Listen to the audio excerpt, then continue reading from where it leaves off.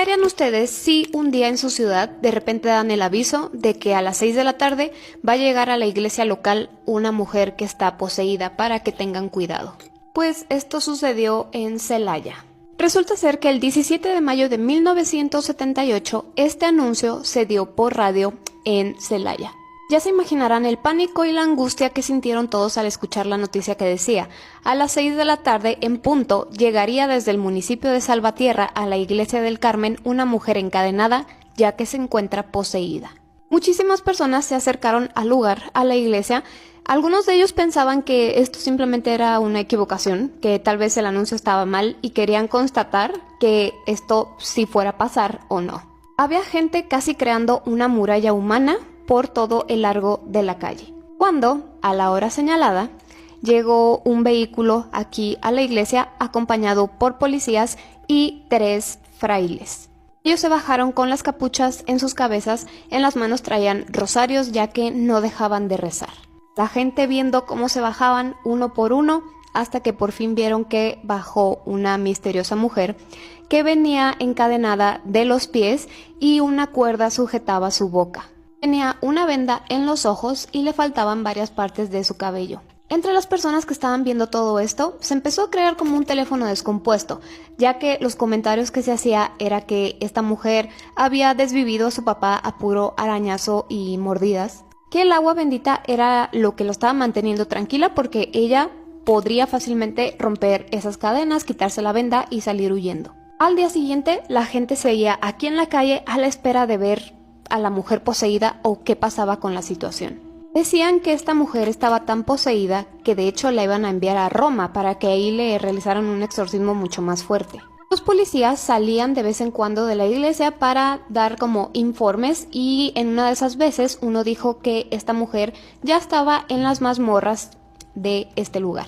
Pero hasta afuera las personas lograron escuchar los gritos, las maldiciones, los rezos y todo lo que estaba ocurriendo aquí adentro. Y la situación se ponía cada vez más crítica porque entraban y salían médicos, además de que más y más policías entraban al lugar.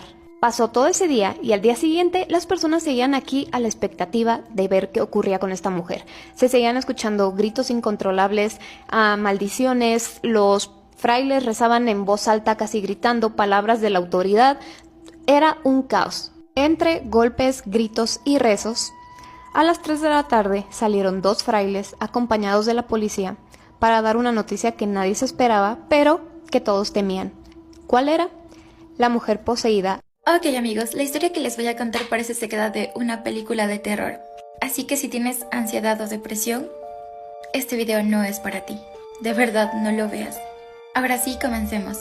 Una de mis seguidoras, que no es de mi país, trabajaba en el número de emergencias. Esto pasó hace aproximadamente 1 año y piquito. Ella dice que toda la noche pasaron cosas pequeñas como llamadas de viejitos que no podían dormir, o sea, literal, que se sentían solos y que llamaban al número de emergencias, o de que se metieron animalitos como mapaches y así a las casas de las personas. Pero tipo 2 y piquito de la mañana le entra una llamada de un niño. Ella me cuenta que esa voz no tenía más de unos 6-7 añitos. Era una voz cálida y suave. Para las personas que hayan trabajado en líneas de emergencia saben que siempre tienen que mantener la calma en cualquier llamada. Por eso es que hay muchas personas que dicen que ellos no tienen como sentimientos, porque a veces hay personas que llaman que dicen que literalmente les están haciendo algo feo y ellos dicen por favor díganme su ubicación, si conoce al atacante, ¿saben? Porque eso les puede ayudar a los policías a hacer la investigación en el caso de que no se pueda salvar nadie. La cuestión es que el niño le llama, ella le dice hola, ¿en qué puedo ayudarle? El niño le empieza a decir, hola, me llamo Max. Así le vamos a poner. Hola Max, este es un número de emergencia. ¿Sucedió algo con papá? ¿O con mamá? ¿Estás bien? El niño le empieza a decir, mi color favorito es el rosado, aunque a papá no le guste. Mi seguidora le dice, Max, lamento interrumpirte, pero no puedo mantener una conversación en la llamada si no es meramente por emergencia. A lo que Max le responde, pero tienes que venir a buscarme. Tengo mucho frío. Ella le dice, ¿y tus padres, Max? Ellos se fueron, me abandonaron y me siento solo. Estoy triste. Ella en ese momento le dice, ok, dime tu dirección y mandaré una patrulla para allá. A lo que le dice, pero no estoy en mi casa. Tienes que venir a buscarme. Ella trata de rastrear, la llamada, pero no se identifica a ningún lugar. Algo extraño. Mi seguidora le empieza a decir: Max, ¿cómo se llaman tus padres? Y él dice: no lo recuerdo. Casi no recuerdo el olor de mami, porque aquí todo huele muy feo. Ella empieza a buscar en el registro de datos de desapariciones de niños y se dan cuenta que no había nada, absolutamente nada sobre ese niño. Ella trataba de seguir en la llamada con Max para saber más o menos dónde está o si alguien lo tiene secuestrado. Ya saben lo demás. Ella da parte a uno de sus superiores porque dice que no sabe qué hacer, porque Max empieza a llorar y le dice: ven, por favor, ven, búscame. Me siento solo, tengo frío, tengo miedo. El superior toma la llamada y Max corta. Pasan 2 días y Max vuelve a llamar y le dice: ¿por qué no me has venido a buscar? Y ella se queda helada y le dice: Max, ¿eres tú? En eso. Oigan, si ustedes ya están acostados y alguien decide invitarlas a salir a algún lado, no lo hagan, ni por más amigos que sean. Me acabo de encontrar una historia en Reddit que me dejó pensando en si debemos hacerle o no caso a nuestro presentimiento. Esta chica en Reddit cuenta de que ella vivía junto con su roomie ya durante 3 años porque estaban siguiendo la misma carrera en la universidad.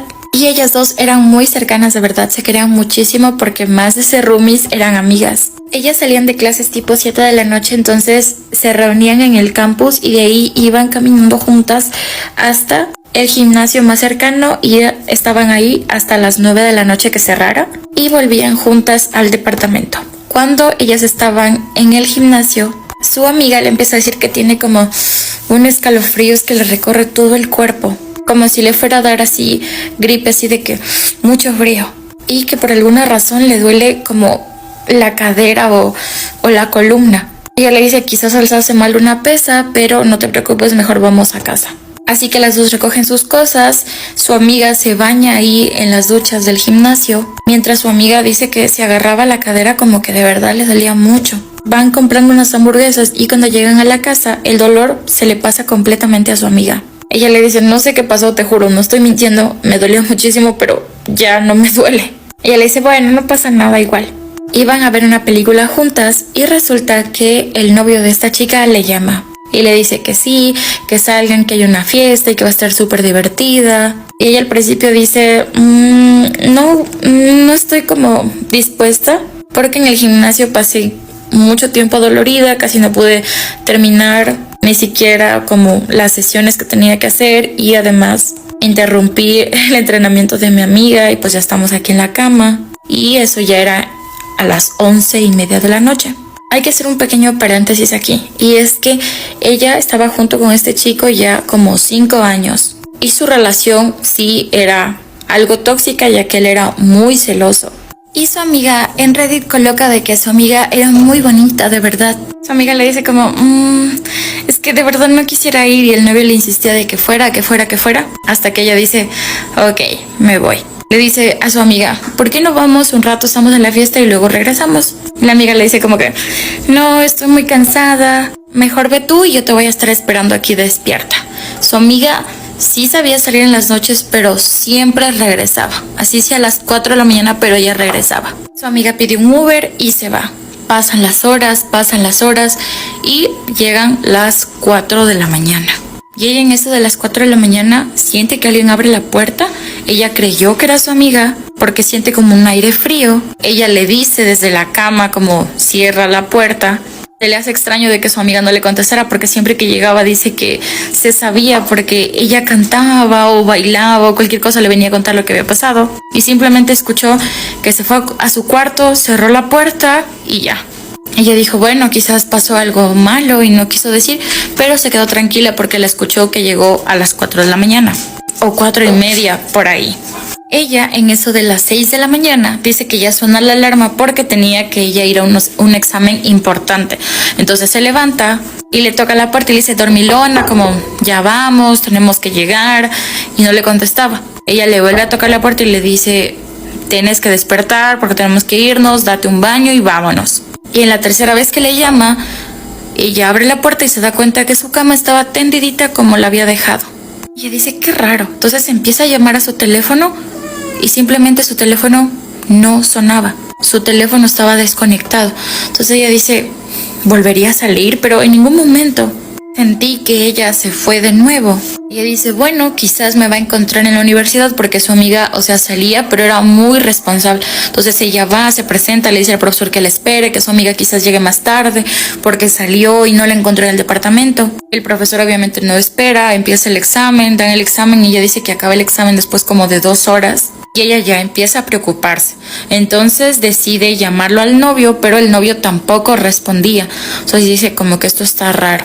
Entonces empieza a llamar y a llamar a personas de ahí de la fiesta y le dicen no, que ella se fue pronto, que ella salió pues temprano de la fiesta, tipo 2 de la mañana, casi 3. Pero que había salido discutiendo con su novio. Entonces ella dice, no, pues algo sucedió, porque mi amiga no es de desaparecer. Entonces ella le dice al dueño de los departamentos donde ella pasaba que si tal vez le puede mostrar las grabaciones, porque resulta que su amiga llegó ayer en la madrugada, pero nunca, cuando ya despertó, ella la encontró y que ahora no le responde ni el teléfono, ni su novio, ni se sabe nada de ella. El señor le dice, yo no te puedo mostrar las cámaras porque tú sabes que eso es algo delicado. Y le dice, por favor, de verdad, estoy preocupada por ella, ella nunca hace eso y yo estoy a punto de llamarle a los papás, entonces quizás no quiero hacerlo más grande porque no quiero perjudicarla. Entonces el señor le dice, bueno, está bien. Le muestra las cámaras de grabación y ella nunca llegó en la madrugada. O sea, todo lo que su amiga sintió nunca fue ella, o al menos no fue físicamente. Y más adelante me van a entender por qué. Porque ella literalmente ve toda la grabación y nunca, solo se ve como ella sale y nunca más regresa. Es ahí donde ella dice, no, algo está mal. Ella vuelve a llamarle al novio y en esta vez sí entra la llamada. Entonces le dice como, oye, estará ahí mi amiga contigo, no ha llegado, no se presentó al examen, entonces yo me estoy preocupando y voy a llamar a la policía. Entonces le dice como, haz lo que quieras, a mí esa zorra ya no me interesa. Ella le dice, ¿cómo? ¿Por qué le dices así? Le dice, no, pues que ayer se había enterado de muchas cosas en la fiesta y que ya no quiere volver a saber de ella. Entonces le dice, entonces, ¿dónde está? Él le dice que ayer en la fiesta, ellos salieron de la fiesta, pero camino al departamento discutieron y él la bajó del carro y la dejó en tal lugar. Entonces, ya escuchando esto, porque por ahí era muy desolado, ella decide llamar a la policía y avisar de que su amiga está desaparecida. Pero la policía dice que debe pasar cierto tiempo para empezar a buscarla. Entonces ella decide llamar a los padres de ella porque de verdad ella estaba muy preocupada y decía, ella no desaparece así, su teléfono no suena, con la última persona está enojada con ella, la dejó tirando en un lugar, entonces los llama a los papás. Los papás obviamente viajan del pueblo que ellos viven como a unas 2-3 horas para acá para saber si aparece. Ellos se acercan también a la policía para decirles que son los padres, de que su hija no se hubiera fugado con su novio, que ellos tenían problemas. Entonces lo llaman al novio, pero él vivía también con un roomie y el roomie le dice, no, pues él llegó a las 3, casi 3:30, 3:40, entonces yo sé que él estuvo aquí y nunca llegó con ella. Y a él le salvan las cámaras de seguridad del estacionamiento donde él vivía porque él llega con su carro. Empiezan a buscarla a los 2 días porque claro, ya no aparece, no hay movimiento en las tarjetas, su celular está apagado, entonces empiezan a buscarla y en la universidad que ellas asisten empiezan a hacer una búsqueda y lastimosamente la encuentran a ella, pero ya no con vida. Si son personas sensibles, por favor, sálganse del video porque lo que les voy a decir ahora de verdad no es para todos. Cuando hacen muchas personas para una búsqueda colectiva, la encuentran a ella quebrada la columna, pero así, no sé cómo explicarles. Trataré de ser gráfica. Esta era ella, ¿verdad? Entonces, aquí adelante estaban los pies, ella estaba doblada para atrás. De esta manera la encontraron a ella. Su cara tenía 85 apuñaladas. Su cara. Le habían removido su ombligo y sus, ¿cómo podría decir? Sus limoncitos, sus toronjas, como ustedes quieran llamarle. Saben que no puedo decir términos aquí muy explícitos, si no TikTok nos baja el video. Y adicional a eso, de lo que ella estaba quebrada la columna, torcida la mitad completamente, como ustedes se dieran la vuelta para atrás, sus muñecas y sus brazos estaban atados como si fuera un nudo de un regalo de cumpleaños. Así la habían dejado y los animales obviamente ya estaban haciendo lo suyo y la naturaleza. Literalmente se la estaban comiendo a ella. Y eso no es lo peor del caso. Si ustedes creen que hasta aquí esto es horrible, espérense. Cuando la encuentran, sus padres, o sea, imagínense ustedes ver de esa manera a su hija. Ni siquiera tenía 25 años cuando le pasó esto. Llega la policía, levantan el cuerpo, todas las personas se quedan... Porque una cosa quizás es contarles y otra, muy diferente, verlo. Cuando a ella le hacen la autopsia revela que ustedes ya no viven en la casa de su infancia, ya son independientes de sus papás, ya viven en otro lugar y de repente tu familia te llama y te dice, oye, hemos estado teniendo pesadillas respecto a ti y en esas pesadillas vemos que te pasan cosas horribles, estamos muy asustados, así que ven a casa para protegerte. Sinceramente, ¿ustedes qué harían? ¿Regresarían a casa de sus papás porque los escucharon bastante desesperados y asustados? ¿O te quedarías en tu casa diciéndoles solamente son sueños, no los tomen en cuenta, cosas así? Lo que les acabo de preguntar fue exactamente lo que le pasó a la familia Wu en China. En Asia también tienen unos casos bastante fuertes al igual que en Brasil. La familia Wu la conformaban 5 personas, papá, mamá, hermana mayor, la de en medio y la menor. La hermana mayor la vamos a llamar A, la hermana de en medio B y la menor como C. Resulta que A, la hermana mayor, ya vivía independiente de su demás familia, pero en eso le llega una llamada y le dicen, oye, C está teniendo pesadillas respecto a ti y en esas pesadillas te pasan cosas horribles. La verdad ha estado soñando esto muy seguido, así que ya nos asustamos y preferimos que tú vengas a casa en caso de que te pase algo, pues poderte proteger. Este caso es muy extraño porque tiene que ver mucho con las deidades y yo no estoy muy familiarizada con las deidades chinas, pero en el caso de las pesadillas que tenía C respecto a A, era sobre una deidad protectora llamada el Tercer Príncipe que es muy popular en Taiwán. A pesar de que esta deidad era protectora, en los sueños que estaba teniendo C no ofrecía ningún tipo de protección, todo lo contrario. Ya que en estas pesadillas estaba advirtiendo de peligro, sobre todo peligro con A. Así que su madre le insiste a A, ven a casa, necesitamos protegerte. Algunos de ustedes, en la pregunta que les hice al inicio, contestaron que tratarían todo esto como que es una simple pesadilla y no regresarían a su casa. Hubiera sido la mejor opción para A, pero desafortunadamente tomó la decisión de regresar a su casa con su familia. Si hubiera cambiado esa decisión, a lo mejor todo lo siguiente no hubiera pasado. A falta de fotos verdaderas, estoy utilizando estas que, de hecho, este caso lo hicieron película y es de donde estoy sacando esto como para que se den una idea. Pero conforme vayan escuchando todo lo que pasó, sabrán por qué no hay imágenes. Cuando A llega a su casa y cruza la puerta, se encuentra con un ambiente totalmente diferente al que, pues, ella recordaba. Ya que sí, la familia siempre había sido muy religiosa, pero de manera saludable. Siempre ofrecían respeto a la espiritualidad y todo esto de manera, pues, bien sana. Pero ahora ese respeto se había convertido en miedo. Lo malo de ese miedo es que estaba infectando a todos los miembros de la familia y a cada rincón de su casa. Los vecinos ya habían notado que esta familia estaba poniendo talismanes alrededor de toda la casa de una manera obsesiva. Además de estar poniendo altares en todos lados, incluidas las habitaciones, que ahí en las habitaciones nunca habían tenido altares. Usaban tanto incienso y todo el tiempo que si tú entrabas a la casa parecía que tenía neblina. Así que imagínense a A que llega a su casa esperando que toda su familia la recibiera bien, ve todo este desastre, ve cómo están todos y además ella ya iba con los nervios de que su mamá le pidió que se regresara a su casa. A los pocos días de que A regresa a su casa comienza a experimentar ese mismo tipo de pesadillas pero bastante violentas, tanto así que cuando ella despertaba se daba cuenta que tenía golpes y rasguños por todo su cuerpo. A constantemente se despertaba en medio de la noche gritando, así que todos los miembros de la familia corrían a su habitación para encontrarla empapada en sudor, gritando en estado de shock y además les describía exactamente cómo eran aquellos demonios que se le acercaban para llevársela a la oscuridad. Además le decía a su familia nerviosa, temblando, llorando, están aquí, todavía están aquí y están tratando de llevarme, refiriéndose a los demonios. Cada día, A despertaba con nuevos rasguños, nuevos golpes. Primero eran unos simples moretones que te pueden ocurrir si tú vas caminando y te pegas con algo y ni cuenta te das, pero esos moretones y esos golpes y todo se hacían mucho más fuertes, incluso ya le estaban apareciendo en la cara. Para este punto, en otros casos, seguramente las familias ya hubieran corrido a pedir ayuda donde fuera, a pesar de que no se las quieren dar al principio, como vemos en otros casos, pero en esta ocasión, la familia no pidió ayuda a nadie, absolutamente a nadie. Lo que hacían era como sumergirse más en ese hoyo de pánico. Sigue pasando el tiempo, las cosas van empeorando y una de las peores partes de todo el caso es cuando A se despierta afirmando que estaba poseída, pero por la diosa de la misericordia, que es una deidad benévola.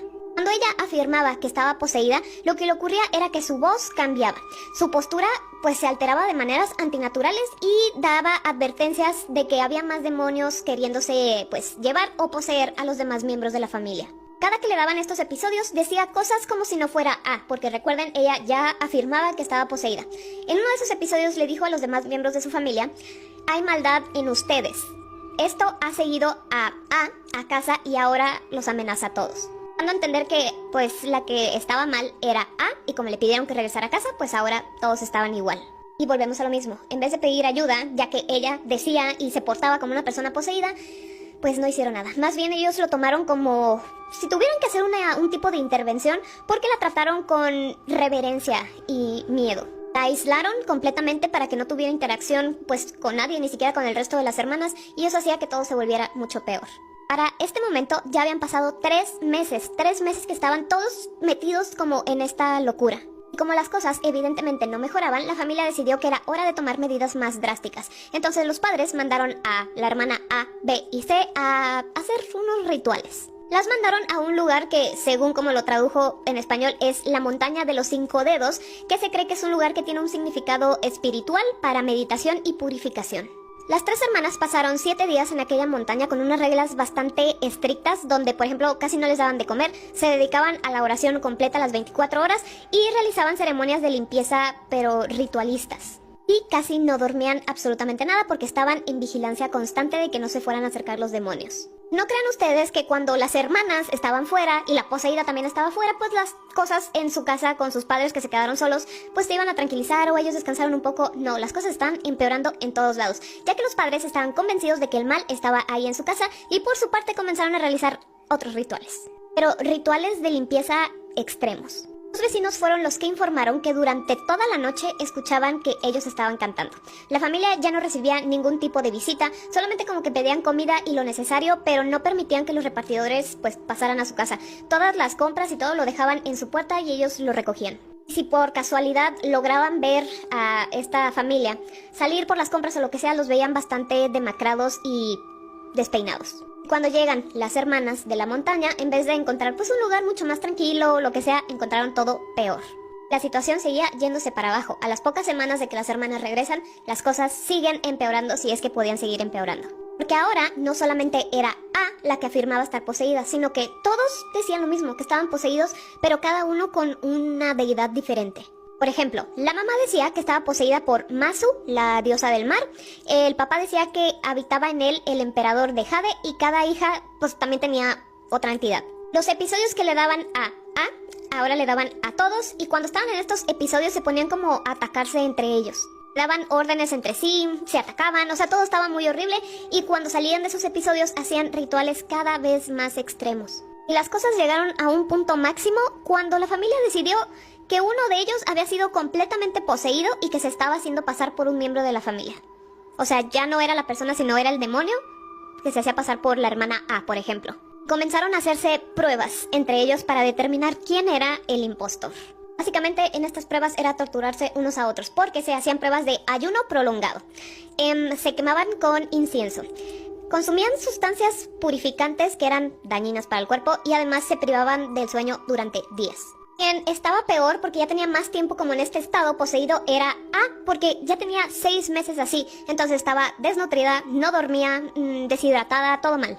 Y verla así, pues hacía que la demás familia dijera, eres tú eres la impostora, y la trataban aún peor. Además de que A era la que había llevado el mal a su casa, a pesar de que sus papás le habían pedido que fuera. Ella en ningún momento antes de esto, pues planeaba ir a su casa o lo que sea, y por esto pues le ponían como medidas aún más extremas de las ya extremas que estaban tomando entre todos. Y esto está ya muy fuerte porque después del 6º mes de que pues no se liberaran ellos mismos, entre ellos mismos de los demonios, decidieron tomar otras medidas mucho más fuertes, y eso era ingerir desechos humanos. Ya que ellos decían que consumiendo eso, pues el demonio que estaba adentro de cada uno se iba como a asquear y se iban a ir. Porque estos actos eran insoportables para el demonio, pero aceptables, como que podrían sobrevivir los humanos comunes y corrientes. A la hermana A, pues le daban muchísimo más a consumir que a los demás, entonces ya en ese punto ella era un esqueleto forrado con piel. Ahora, en este punto pueden entender por qué no hay imágenes reales, porque todo lo estaba viviendo la familia dentro de su casa. Realmente es que nadie sabía qué era lo que estaba pasando. Los vecinos se daban cuenta que la estaban pasando mal, pero no sabían qué tan mal estaban las cosas. ¿Cómo sabemos esto? Porque precisamente llega una noche donde nadie más que la familia sabe qué pasa, pero el caso es que A pierde la vida. Lo poquito que se sabe es porque la policía obviamente hizo sus investigaciones y la familia soltó uno que otro dato, pero fuera de ahí no se sabe exactamente qué fue lo que pasó. Según los informes forenses, A falleció porque todos sus órganos dejaron de funcionar. Lo más escalofriante era lo que decían los vecinos, ya que ellos, como todas las noches, escuchaban que cantaban y que rezaban y demás. Se escuchó esto y de repente todo se quedó en silencio total hasta el amanecer. Cuando se le preguntó a la familia, oigan, ¿qué pasó? ¿Por qué de repente se quedaron callados con lo que decían los vecinos? Y ellos dijeron, bueno, es que cuando nos quedamos callados era porque el demonio por fin había sido expulsado. O sea, eso se referían a que había fallecido A y con eso el demonio ya se había ido. ¿Saben qué es lo más extraño? Uno pensaría, bueno, están tristes porque falleció un miembro de su familia, los papás se perdió la vida de una de sus hijas, a una hermana, lo que sea. Ellos volvieron a su vida normal, pero de inmediato. Le dijeron a los policías, falleció porque ya había estado enferma desde antes, cosa que no era cierta. Porque cabe aclarar que hubo un montón de teorías de lo que pudo haber sucedido aquí y entre esos había esta histeria que consume a todos. Uno empieza a tener como estos delirios y se lo contagia a otro y a otro y a otro y pues todos están sumergidos en lo mismo. Pero ¿por qué cuando fallece A, todos esos como brotes psicóticos que tenían se esfumaron? Una de las teorías era esta, que tuvieron un delirio psicótico y entre todos se contagiaron. Esa era como la principal. La segunda era que quemaban tanto incienso todo el tiempo que ya era tóxico y eso hacía que entre ellos tuvieran pues delirios, alucinaciones y demás. La otra teoría era que pues ellos realmente eran más religiosos de lo que decían, de lo que demostraban y que pues eso los consumió. La otra teoría es que realmente sí estuvo poseída A y por eso en cuanto ella falleció, en cuanto ellos consideraron que el demonio ya había sido expulsado, ellos regresaron a la vida normal. Cualquiera de estas teorías que haya sido, el fin era el mismo. A ya no tenía vida y todo lo que había pasado pues fue a costa de la vida de A. Es por eso que se realizó esta película que está inspirada en, pues este caso no es exactamente igual, obviamente le meten como detalles de terror más tradicional, del cine de terror tradicional, pero pues básicamente esta es la historia real de esta película. Más triste es cómo las demás personas que conocieron a la describían, porque decían que era una persona común y corriente, alguien con sueños, amistades y un futuro que se extendía más allá de los límites de las creencias familiares. Es por esto que les decía al principio, si A hubiera tomado la decisión de no ir a su casa, no regresar a pesar de que sus papás le insistieron, tal vez todo esto no hubiera pasado y ella no hubiera perdido la vida. Ustedes se preguntan, bueno, ¿y si los vecinos notaban comportamientos bastante extraños de la familia, por qué no decía nada? Bueno, pues allá es diferente, como que uno respeta mucho la privacidad, prefiere pues no meterse. La única pregunta que me queda, porque eso no lo encontré en ningún lado por donde busqué, ¿qué soñaba C respecto a su hermana? O sea, ¿qué le decía a la deidad como para decirle ella está en peligro, qué le va a pasar o algo así? Eso no dijeron, simplemente que estaba en peligro y ya. Así que bueno, díganme ustedes qué opinan respecto a este muy extraño caso y ¿creen que realmente sí estuvieron poseídos, sobre todo la hermana A, o fue una histeria colectiva? Y ya saben que yo, como siempre, los estoy leyendo. ¿Te imaginas ir a un restaurante y dos personas te piden que si se pueden sentar contigo porque no hay mucho lugar y tú aceptas, pues se la pasan platicando, normal, y cuando ya es momento de pagar tu cuenta, los meseros te dicen, oye, ¿estás bien? Lo que pasa es que vimos que llevas 2 horas hablando solo. Porque sí, resulta que no había nadie sentado contigo, nadie vivo. Bueno, pues eso sí ocurría en el jardín de Italia, no crean ustedes que es en Europa, no. Este era un restaurante ubicado en Tegucigalpa, en Honduras. No más que un restaurante, era una cafetería muy grande que estaba en el centro de Tegucigalpa, la capital de Honduras. Fue fundado en el año 1933 y la verdad que era un punto de reunión tanto para jóvenes, tanto poetas, políticos, ya saben, literarios, un montón de personas llegaban aquí. Pero ¿cómo es que pasan un montón de cosas ahí? Bueno, resulta que esta cafetería, antes de ser cafetería, era una casa habitacional y sus dueños decidieron venderla cerca de los años 1930. Tardaron 3 años en reconstruirla, adaptarla y demás para que al final resultara ser una cafetería de 2 pisos. Ahora, generalmente cuando un lugar tiene mucho flujo de personas, como por ejemplo una escuela, un hospital, un centro comercial, es normal que haya actividad paranormal por esa energía de las personas. Pero en este caso no fue así, ya que desde antes que la abrieran, antes de que empezara a llegar tantas personas, ya comenzaban los hechos paranormales. Incluso las personas que se encargaron pues de la reconstrucción y demás, decían que pasaban cositas. Por ejemplo, que les movían todas las herramientas que traían, de repente aparecían clavos enterrados en piedras, o sea, algo que no podría hacerlo nadie como por accidente, les movían las tablas de madera. También tenían estos bloques de construcción, los cuales pues amanecían en otro lado y se los movían constantemente. Comenzaron a decir las personas que realmente esto que pasaba era gracias a los antiguos antiguos dueños, porque realmente ellos no querían vender, sino como que los obligaron y querían sabotear todo el trabajo que se había hecho. Sin embargo, otras personas decían, no, esto no pasa por los dueños, sino que tiene que ver con algo que pasó muchísimos años atrás. Realmente es que ellos estaban felices de vender la propiedad porque esto les ocurría a ellos también desde hace muchos años. La leyenda decía que hacía muchos años atrás habían llegado unos españoles aquí al país y que traían con ellos un gran tesoro que habían robado. Entonces cuando llegaron al lugar donde estaba el terreno de esta cafetería, pues estaba baldío, entonces se les hizo fácil como que esconder ahí su tesoro, lo enterraron todo y ellos se fueron. Lo que habían enterrado eran joyas, oro, plata, diamantes y muchísimas otras cosas. Ellos huyeron porque pues ya los venían persiguiendo, entonces muchos años después decidieron como que ya era hora de ir a desenterrar ese tesoro que ellos tenían. Entonces mientras estaban ahí desenterrando cosas, pues lo que pasó fue que los fusilaron, pero nunca encontraron pues su tesoro. Y es a partir de este momento que se dice que lo que pasa en esa casa es realmente estos españoles que siguen buscando su tesoro a pesar de que ellos ya están pues en otro mundo. Además de la fatídica forma en que terminó su vida. Entonces son como dos hechos que hacen que esas almas de estos españoles se quedaron ahí. No solo eso, ya que se dice que todo aquel que intente buscar este tesoro va a acabar exactamente como los españoles. ¿Quién los va a fusilar? No tengo idea, pero el caso es que te va a llevar San Pedro. Pero con el tiempo la actividad paranormal comenzó y se hacía mucho más evidente, porque en el año 1960 solamente había 2 clientes en toda la cafetería y le habían encargado al mesero que si por favor le podía traer 2 tazas de café. Así que va el mesero acercándose a sus clientes con las 2 tazas de café y estos clientes voltean a verlo y en vez de ver su cara con sus ojos y todo, les veían los ojos muy hundidos como si fueran una calavera. Este mesero de la impresión deja caer las tazas de café que tenía y al mismo tiempo veía como estos clientes se desvanecían en el aire. En otra ocasión, todo el personal de la cocina tuvo que salir huyendo de ella porque aparentemente había una entidad sobrenatural e invisible tirándoles todo lo que ellos tenían, es decir, utensilios, ingredientes, ollas, todo estaba en el piso, además de que les estaba encendiendo y apagando la estufa así como loco. Ellos corrieron y la única forma en que la calma regresó fue cuando llevaron a un sacerdote, hizo una bendición y fue así como se calmaron las cosas y pudieron regresar pues a su trabajo. El sacerdote también bendijo todo el lugar, echando agua bendita de afuera hacia adentro. Como les dije, esto fue como en 1960, bueno, en 1962. Todos los empleados estaban viendo a un prestigioso cliente, era un abogado muy, ya saben, muy formal, muy elegante, que estaba sentado hablando a la nada, estaba hable y hable solo, como por 2 horas, y ya cuando se estaba yendo los meseros le preguntaron, oiga, ¿se siente bien? ¿Le pasó algo? ¿Lo podemos ayudar? Y este cliente pues les decía, pues no, o sea, me siento bien, ¿por qué? Y los meseros le dicen, bueno, es que tenemos 2 horas viéndolo como está hablando solo.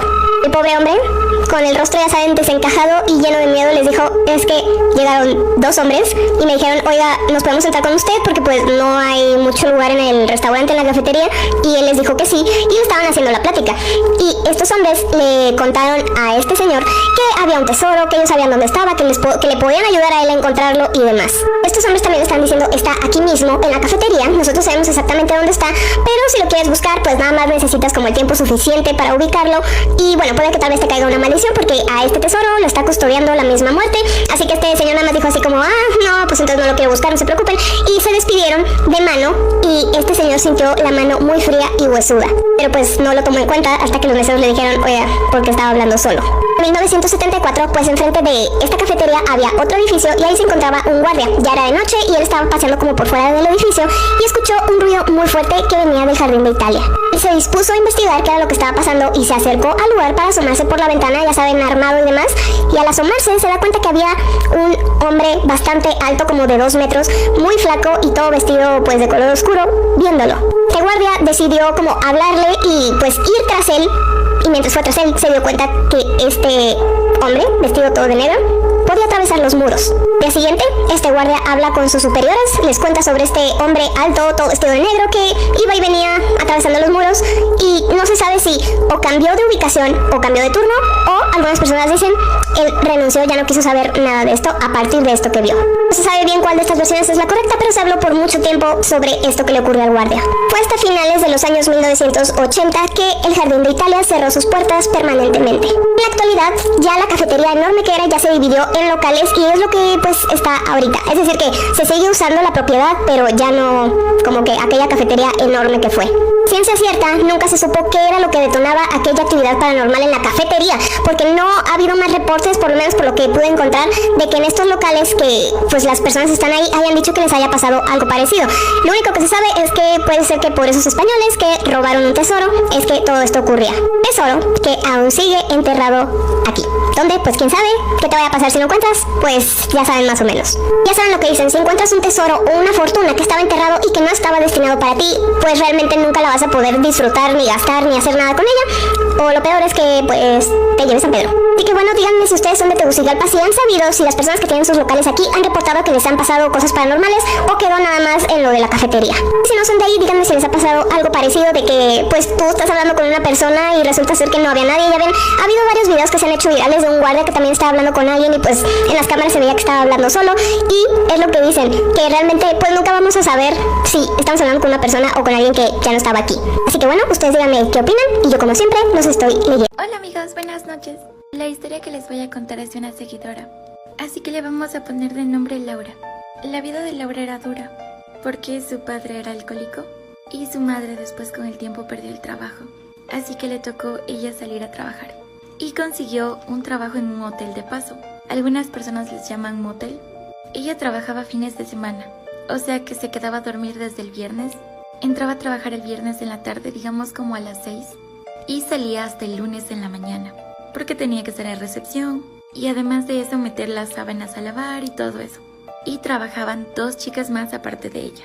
El lugar era lejano, era a las afueras de la ciudad, como a 25 minutos. Ella me comenta que el hotel no era la gran cosa. Usualmente siempre iban los amantes a esos lugares. Ella vio muchas cosas horribles, desde personas con intoxicación, ya saben, de sustancias, hasta personas que pues atentaban contra su vida y los encontraban ahí. Pero la más fuerte es la que les voy a narrar a continuación. El sábado a las 3 de la tarde, un hombre elegante se acerca a pagar la habitación por 2 semanas. Laura le dice que ella solo puede registrarse hasta el día lunes porque ya hasta ese día cumple con la entrega para la siguiente persona que viene a trabajar durante toda la semana, pero que ella le puede ver con el check-out y que no había problema, pero que ella no podía cobrarle de las 2 semanas completas, porque como era un lugar de paso, usualmente las personas nunca alquilaban más de una noche o exagerando un fin de semana. Laura le da las llaves de la habitación y le pregunta cuántas personas son, y que todos los días a las 10 de la mañana iban a pasar a dejarle sábanas nuevas y cambiarle las toallas, pero él dijo que no necesitaba eso, porque solo iba a llegar a dormir. Ella sintió que algo estaba mal, pero no dijo nada. Para eso ingresa con su carro, porque cada cuarto tenía como un pequeño estacionamiento afuera, y se da cuenta que los vidrios estaban polarizados, o sea que no se podía ver completamente nada desde afuera hacia adentro. Pasa el fin de semana y ella se da cuenta que él solo salió 2 veces y nunca se fue en su auto. El día lunes, como ella tenía que entregar las habitaciones y había quedado con él en hacer otro papeleo y dejarle entregando con las otras personas que se iban a encargar de esa semana, empieza a tocar la puerta y nadie la abre. Pasa media hora y se da cuenta que no hay nadie adentro, pero no querían forzar la puerta y le dieron chance a que regrese como el lunes a las 10 de la mañana. Y Laura no podía irse porque tenía que entregar el cuarto como lo encontró. El dueño de ese motel o hotel le da la autorización de que Laura y 2 de sus compañeros que habían ido abran la puerta, a pesar de que sabían que su carro estaba ahí. Cuando ellos entran se da cuenta que una señora está colgando del techo, ya sin vida. Se dan cuenta que la mujer estaba embarazada. Y les voy a contar uno de los story times más turbios que me han contado. Lo voy a contar en primera persona porque la mujer que me contó esto dijo que no quería, literalmente, que la relacionen con esto. Así que si tienes ansiedad o depresión, por favor no veas este video. No es para ti. Cuando tenía 9 años, conocí a mi mejor amiga. Éramos inseparables y siempre hacíamos pijamadas en mi casa. Ella nunca nos hablaba ni de su padre ni de su madre, porque la verdad es que vivía con su abuelita, ya que sus padres se fueron al exterior y solo la conocieron cuando era una bebé. Pero ella estaba muy emocionada porque dijo que sus padres iban a venir y que por fin los conocería. Cuando llegan, para sorpresa de todos, sus padres estaban a un colapso del divorcio. Y así fue, pasaron 2 meses y se divorciaron, y por cuestiones legales el padre se quedó con la tutela de la niña y obviamente fines de semana pasaba con la madre. Las cosas habían cambiado un poco en nuestra relación de amigas. La verdad es que ya casi nunca hacíamos pijamadas porque su padre la controlaba mucho. Sin embargo, ella seguía siendo esa niña feliz y seguía siendo mi amiga, que era lo importante. Un día que nos dejaron hacer una tarea en equipo, quedamos en ir a su casa. Cuando llegamos solo nos recibió la empleada con el almuerzo y después de una hora llegó el papá. Era relativamente joven, tenía unos 46-47 años. Quiero recalcar que hasta este punto jamás lo había conocido ni había tenido ningún acercamiento con él, pero las cosas empezaron a cambiar. Cuando hacíamos el trabajo que nos dejó la maestra, él tomó actitudes diferentes. Por ejemplo, siempre quería estar a solas conmigo y mandaba a mi amiga o a buscar cosas en la cochera o a mandados completamente innecesarios, mientras yo estaba con él. Una vez mientras los dos estábamos viendo una película, él le dijo a mi amiga que sí quería que le haga caballito y ella aceptó. La verdad es que se veían muy felices, pero pasaron como 2 minutos y él me dijo, si quieres puedo hacértelo también a ti. Yo en ese momento me sentí un poco incómoda, pero todavía era una niña. Así que por insistencia de mi amiga acepté. Cuando me senté en sus piernas, empecé a sentir, ustedes ya saben amigos, no puedo decirlo aquí porque obviamente TikTok lo baja el video, era un bulto. Y mientras me hacía caballito, sentía su respiración agitada. Así que me asusté y decidí alejarme. Todos los días mi amiga me insistía para volver a ir a su casa, pero yo tenía miedo, porque ese señor siempre se acercaba a mí de manera indebida. Pero como mi amiga era muy tímida, solo me tenía a mí. Nunca pensé que una tarde, al ir a la casa de mi amiga, mi vida iba a cambiar por completo. Habíamos quedado en que yo iba a ir a su casa a las 4 de la tarde, porque era la hora que mi madre podía ir a dejarme y me iba a recoger a las 6:30 cuando saliera del trabajo. Cuando llego, me abre el padre y me dice que mi amiguita está en la parte de atrás. Ingenuamente entro, pero me doy cuenta que ella no está ahí y que solo estamos yo y ese hombre. Trato de huir y